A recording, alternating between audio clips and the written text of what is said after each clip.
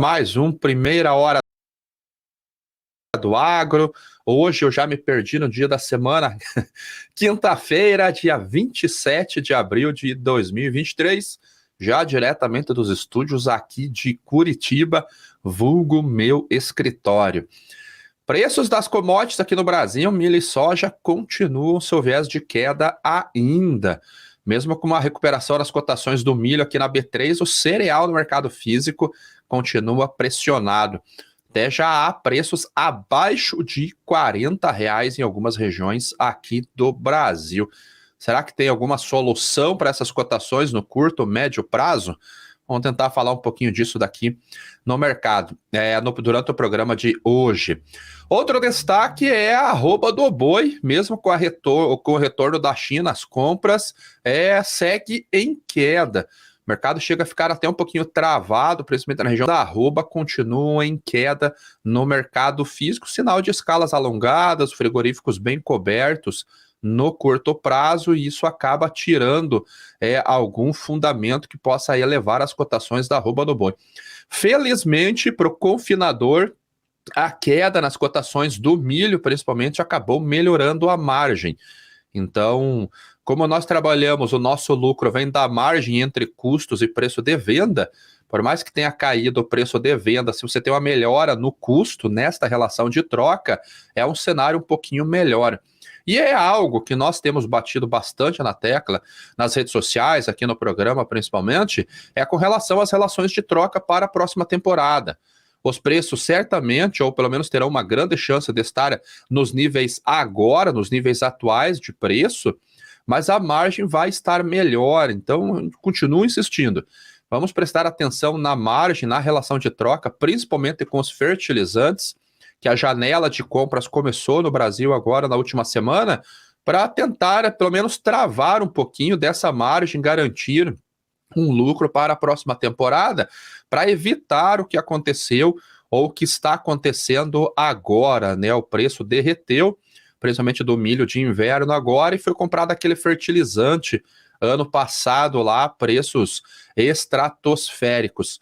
O fertilizante continua ainda com preço muito bom, até um viés de queda no curtíssimo prazo, mas daqui a pouquinho a demanda se apresenta de volta, os preços chegam no seu piso e começam a subir, e a relação de troca começa a piorar, como aconteceu com o fósforo. Já não estamos com uma relação tão boa quanto estávamos há 45 dias atrás. Ainda dá tempo, mas tem que prestar atenção na comercialização. Vamos dar uma olhadinha na Bolsa, porque os preços hoje estão em queda, né? Ontem nós tivemos um cenário um pouquinho melhor para as cotações nas bolsas internacionais, principalmente Nova York e Bolsa de Chicago, e hoje eles voltaram a cair. Começando pelo petróleo. Hoje o petróleo basicamente na estabilidade, né? Ontem ele teve um dia de forte queda nos preços, hoje 0,12 de alta para o primeiro vencimento aqui a $74,29. Vamos dar uma olhadinha no Brent, aqui em cima, como que estão as cotações nesse momento. Também basicamente no 0 a 0, 0,09% de alta, $72,76 o barril. A curva, ela já começou a voltar para o carry, mas em agosto, setembro e outubro, nós vemos aqui que ela está basicamente flat, a curva. Então, voltou para carry os dois primeiros vencimentos, depois ela volta para a inversão no segundo e terceiro e quarto. No quinto vencimento, ela volta para carry. Então, quando o mercado de commodities começa a trabalhar nesta formação de qual direção a curva de preços vai estar, quer dizer que há uma incerteza ainda se a oferta e a demanda terão um equilíbrio. Nesse momento, curtíssimo prazo, trabalha-se com uma demanda um pouquinho menor, há uma insegurança ainda vindo do mercado financeiro, porque na próxima semana, segunda-feira, feriado, Dia Internacional do Trabalho, na terça e na quarta-feira, reunião do Fed, e virá muito provavelmente mais uma alta na taxa de juros lá, e o consenso do mercado, até o momento que eu vi, era de 25 basis points. A dúvida é, ele vai encerrar o ciclo de alta dos juros agora, nesta reunião, ou o Jerome Powell, no seu discurso, vai dizer que eles vão medir e há uma boa possibilidade de mais uma alta na próxima reunião em 2 meses, talvez mais 25 basis points. Então, essa é a dúvida do mercado. Encerra-se agora ou continua com mais uma reunião de ciclo de alta? E outra, por quanto tempo os juros continuarão altos? Então, são as duas principais dúvidas do mercado. Num cenário onde possa haver uma continuidade no aperto monetário, você pode ter uma redução na demanda. Aí sim, nós não teríamos elementos fundamentais para puxar as cotações do petróleo. Agora, se tem um encerramento do ciclo agora, o mercado financeiro pode se animar um pouquinho mais e ir para ativos de risco, porque os números da inflação, apesar dos efeitos do aumento de juros não serem rápidos, isso nós temos que ter consciência também, aumenta o juro hoje, até que ele seja sentido na economia com a queda da inflação, vão 3, 4, 6 meses, muitas vezes, porque há uma redução no consumo de basicamente todos os produtos, então será muito cedo para falar, mas o mercado financeiro também tenta se antecipar a esses movimentos.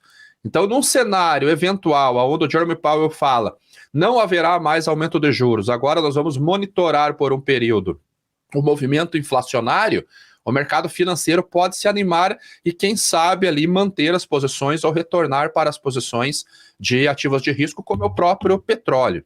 O que nós sabemos é que há uma sazonalidade de alta no principal derivado, que é a gasolina, que começa no próximo mês agora de maio. Então começam-se a formação dos estoques de gasolina que será consumido no finalzinho de junho, julho principalmente e agosto.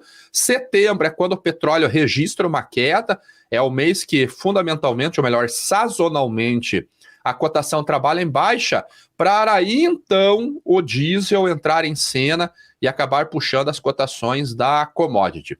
Segundo a Agência Internacional de Energia, há um déficit, ou o ano terminará com um déficit em torno de 2 milhões de barris por dia. Mas isso é algo que vai acontecer ainda. Então, nesse momento, as cotações estão reagindo dessa maneira, em compasso de espera para a reunião do Fed do ano que vem e ainda apoiado numa baixa demanda devido à própria sazonalidade. O que eu acredito? Que esses preços poderão voltar a subir. Como eu já disse em outros programas, não acredito em $100, eu acho que ficou muito longe $100 o barril, precisaria de algum evento mais estressante para levar as cotações para esses patamares, mas eu ainda acredito que essas cotações poderão voltar ali para, quem sabe, até próximo de $90 o barril do WTI, 91, $92 o petróleo Brent. Então, acho que ainda temos sazonalmente um movimento de alta para acontecer, começando em meados do próximo mês, de maio. Então, mantenho a minha análise que eu vinha conversando com vocês já há algumas semanas. Notícia importante que eu comentei ontem no programa foi essa entrada do WTI na composição da cesta de petróleo da Platts para definição dos preços do mercado físico. Temos que acompanhar como que isso vai se dar na prática e quais serão os impactos, mas como eu comentei ontem, isso é um fundamento muito, muito forte para mudar algumas dinâmicas de formação de preços. Como vocês já sabem também muito bem, vocês já devem ter visto em outros programas, o preço do petróleo no mercado físico não é esse. Esse é um dos referenciais de formação de preços. Então ainda tem um diferencial que aí depende de onde esse petróleo será entregue e qual é a qualidade desse petróleo.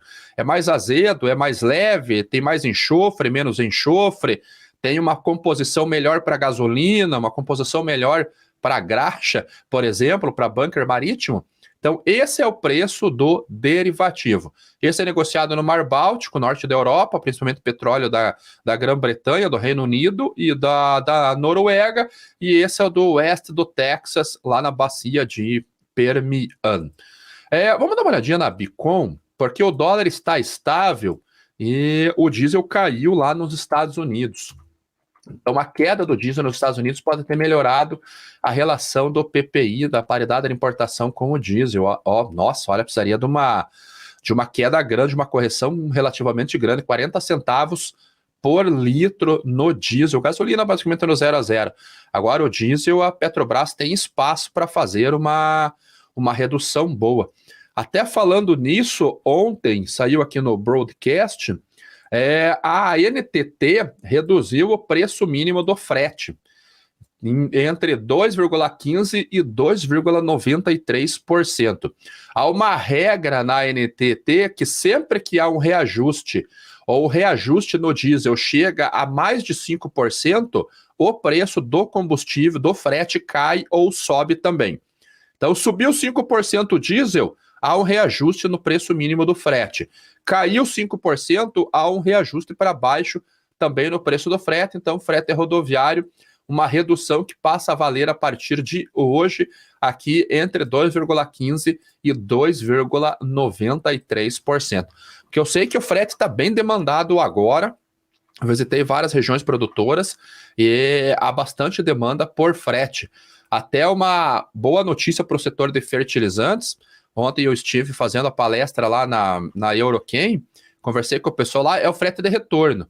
Vocês devem saber que há um frete que é pago, por exemplo, para a soja, ir para o Porto de Santos, Porto de Paranaguá, esse caminhão não volta vazio, ele volta com fertilizantes, com algum outro insumo. Então, o frete de retorno que nós falamos, ele é mais barato do que o frete de ida para o porto. Por isso que o preço do fertilizante tem que usar frete de retorno para o cálculo de nacionalização, não o frete cheio. Há um desconto ali bem grande, ali 30%, 40%, até 50%, dependendo como que o mercado está posicionado. Ainda na Bolsa de Nova York, o café 1,96% de queda. Ontem ele tentou um movimento de alta e nós vemos o pavio de dia 24, ou seja, na segunda-feira, tentou um movimento de alta e a gente vê por esse pavio aqui que os vendedores acabaram segurando o preço. Houve uma queda no dia seguinte. Ontem, os preços tentaram novamente subir e os vendedores entraram em cena e hoje está caindo quase 2% nesse vencimento mais curto. O vencimento de setembro, que é basicamente a entrada da safra brasileira de café, um movimento muito parecido. Hoje, testando uma média móvel aqui de 21 períodos exponencial que eu tracei, está trabalhando justamente em cima.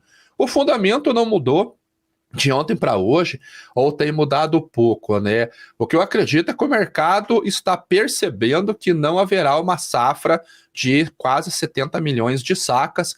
Essa safra deve ficar menor do que essa expectativa.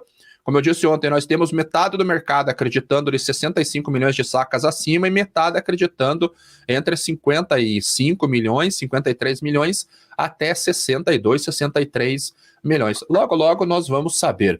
Estoques lá na ICI basicamente inalterados, próximos a 700 mil sacas, e a demanda está fraca ainda. O produtor ele segue segurando, o vendedor segue segurando a saca dessa próxima safra ainda. Os diferenciais já começam a ter alguma queda. E o Thomas, que é um trader de café, amigo meu, ele já falou que alguns indicativos, alguns negócios começam a sair na base correta, dentro da base histórica. Ele que trabalha com café há muitos anos, trader no mercado internacional do físico, já há alguns negócios começando a sair dentro do diferencial histórico que é negativo. O diferencial do Brasil ele não trabalha acima de Nova York, ele trabalha abaixo. Então, pode ser que alguns negócios já começarão a acontecer agora para o finalzinho de maio, principalmente para o mês de junho. Nova York ainda, açúcar, julho, 26,27, 26 centavos de dólar por libra-peso, cotação do açúcar. Problema de déficit, ele ainda continua para os preços, né?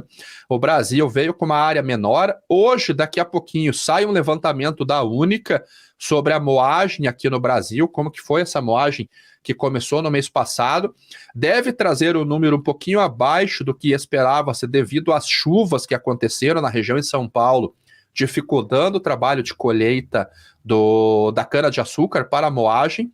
A Índia continua com aqueles problemas que eu comentei ontem, China com problema, Tailândia com problema, México com problema, Brasil com problema. O caminho não poderia ser outro, a não ser alta de preços. Vamos dar uma olhadinha no açúcar, como que está o prêmio de branco, que ele é um bom balizador para ver se a indústria está tendo... voltou a subir, hein? Voltou a subir o prêmio de branco e subir muito bem. Ou seja, o açúcar branco está subindo mais do que o açúcar bruto. Açúcar de Londres sobe mais do que o açúcar de Nova York. 25 pontos de alta hoje para o vencimento outubro. 25 pontos de alta também para o vencimento agosto. $720 a tonelada do açúcar branco. 720. Quem gosta de especular no mercado ali, do trader game, aqueles malucos que aparecem de vez em quando dizendo que tem 25 mil toneladas de demanda por mês lá para a China de açúcar branco, que são coisas que não existem, além desses 720, há um prêmio do mercado físico em cima. Há um prêmio de branco, que pode variar aí na média de 4,2% sobre esta cotação, e há mais ainda o prêmio de exportação. Então não é de duvidar que essas cotações possam estar saindo próximos a $760, $770 a tonelada do açúcar branco. E agora, olha como a curva está invertida. Vamos colocar um chart aqui, forwarder, curve. Vamos colocar SW. Vamos ver como que o mercado olha. Opa, cadê? Ué, não veio açúcar. Sugar White, London 5. Ó, como a curva está em backwardation, sinalizando realmente que tem um desequilíbrio entre a oferta e a demanda. Havendo esse desequilíbrio, os preços acabam subindo e nós vemos esse movimento. Até 2025, até 2024, ele já está acima de 21 centavos de dólar por libra-peso. Esse ano, acredito que a gente vai ter preços mais altos para o açúcar aqui no Brasil. Deixa eu abrir uma tabela aqui que eu esqueci de abrir. Falando do boi, a gente viu que o boi gordo realmente está caindo aqui no Brasil, né? Deixa eu ver por que não foi a planilha. As escalas aqui, elas estão relativamente confortáveis. Por isso que nós não vemos os preços subindo. Mesmo com a volta da China, o que tem pressionado os preços da arroba do boi é o atacado. O mercado do atacado de carne, ele segue relativamente lento. Aquela melhora que era para ter acontecido com o fim da quaresma, que tradicionalmente puxa o consumo de carne, acabou não acontecendo. Então, eu vou baixar aqui, vou mostrar para vocês a... Cadê aqui? Salvar, só um segundinho, pessoal, que eu esqueci de ter feito isso. Vamos ver se apareceu aqui para mim. Vou trazer aqui pelo WhatsApp mesmo. Ó. Essa daqui é o termômetro das escalas no Brasil, lá do Agro Brasil App. Então é um aplicativo muito bom, pecuaristas comentam, informam as vendas que estão acontecendo lá, você acaba tendo uma facilidade, uma confiabilidade nos dados. Como nós sabemos, quanto mais dados nós temos, mais confiável é aquele relatório, aquela média. Por isso que o CPEA dá uns picos de preços, porque o pecuarista não tem o costume de compartilhar os seus negócios com o CPEA. E ali vamos lá colocar 1 milhão de pecuaristas, 5 mil informa, aí 5 mil, 4.900 negociam numa base de preço mais baixo, porque está numa região com a demanda mais fraca, acaba tendo esses picos de preço. Se todos compartilhassem os dados com o CPEA, o volume traria menor volatilidade e mais confiabilidade. Agora, o Agro Brasil App é um excelente aplicativo para quem é pecuarista, tem que ter. E nós vemos aqui como estão confortáveis as escalas nessa área verde. Acaba pegando praticamente metade de São Paulo, metade de Minas Gerais, todo o Goiás, Tocantins e Pará. O Pará que está se tornando um dos maiores produtores de carne, de boi gordo aqui do Brasil, pecuária do Brasil. O maior é aqui no MS, mas o Pará tem avançado muito bem. E neste verdinho aqui, a gente vê que são escalas acima de 10 dias. Ou seja, o frigorífico programa o abate do animal acima de 10 dias. Então, nesse sentido, os preços acabam trabalhando em baixa. Esse daqui é um relatório que sai, só um segundinho aqui, da Scott Consultoria. E cadê o dado aqui? Me sumiu o dado também. Deixa eu ver se é esse. Esse daqui, ó, variação segundo os dados da Scott Consultoria, a gente vê que no Brasil houve queda, MS 4,2%, Goiás também, Minas Gerais 3%, olha São Paulo 6,24% no preço da arroba, preço médio, variação da arroba do boi gordo nos últimos 30 dias, já livre de frum rural. Então até o boi China acabou apresentando queda de preços devido a essa escala mais confortável. Mas como o milho B3 está nesses patamares que nós vemos aqui, R$ 66, R$ 65 pro safrinha, a margem também acompanhou, também melhorou para ele.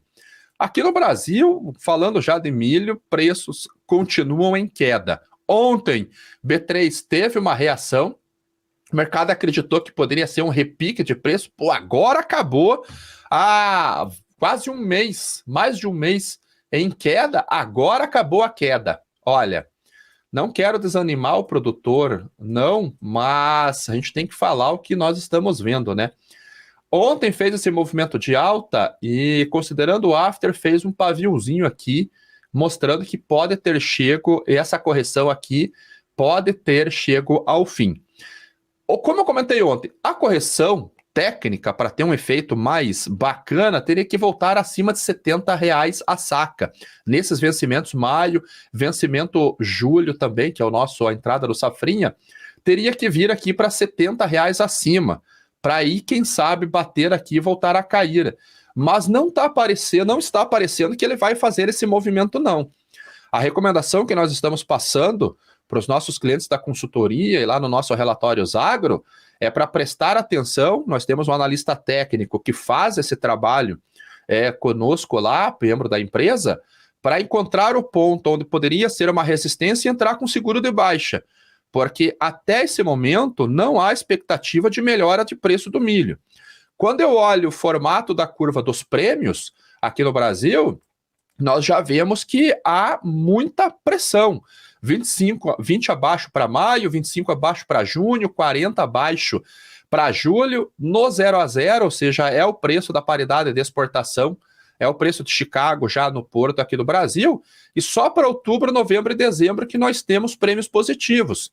Só que aqui vai ter pressão de Chicago.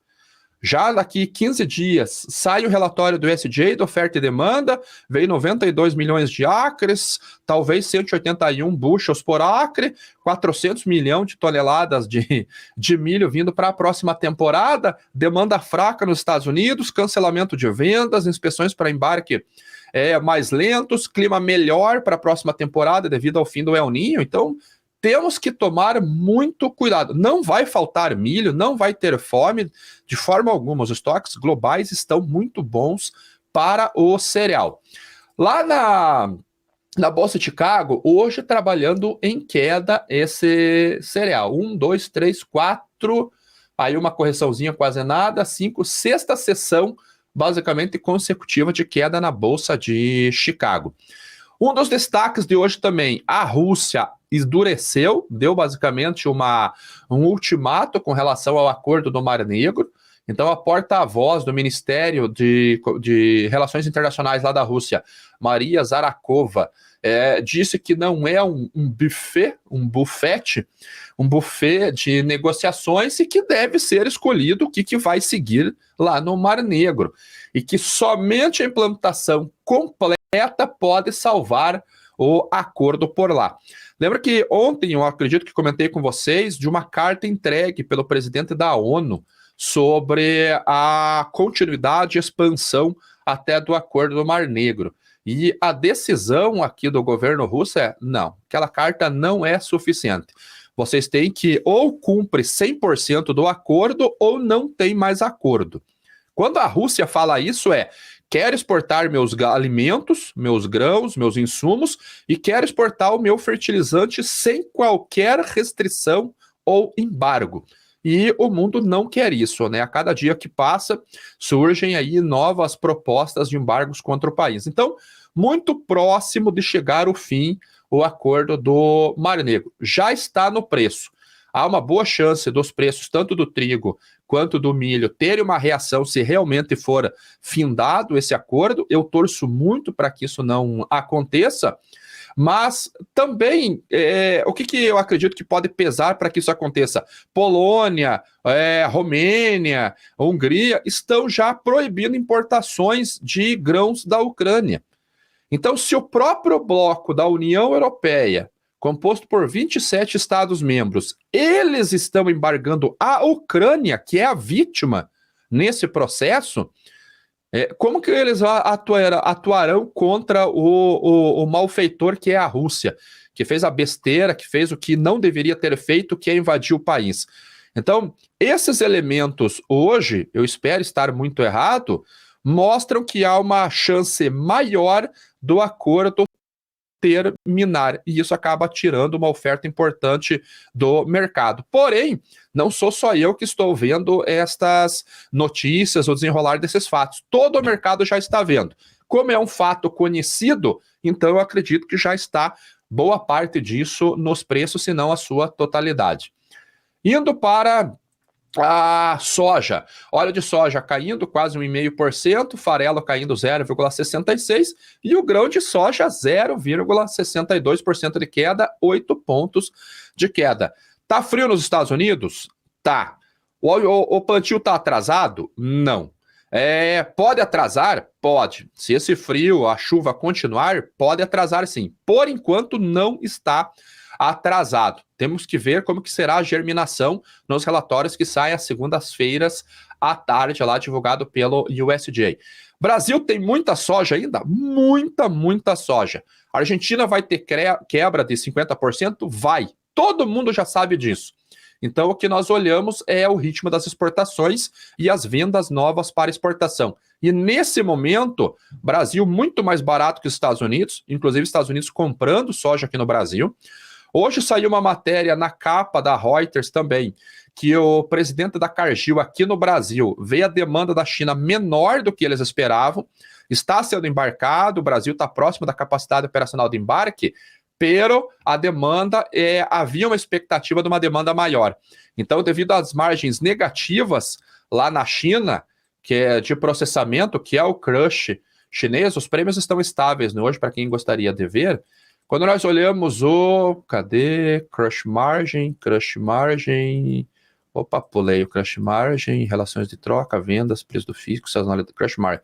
A gente vê que está negativo ainda, mas está muito negativo nos Estados Unidos e quase no 0 a 0 com o Brasil. Então, compra no Brasil, short, Brasil vendendo soja, Estados Unidos comprando soja, e da Argentina todo mundo já conhece a movimentação de preços. Para fechar, dólar fechou a 5,04, dólar DX trabalhando com uma quedinha de 0,08% no dia, 101 pontos.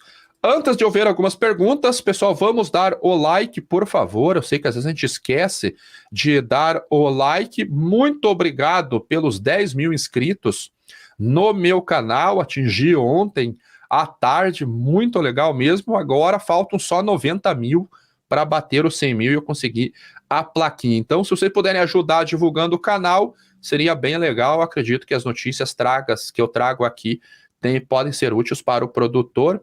Já respondi sobre o repique do milho.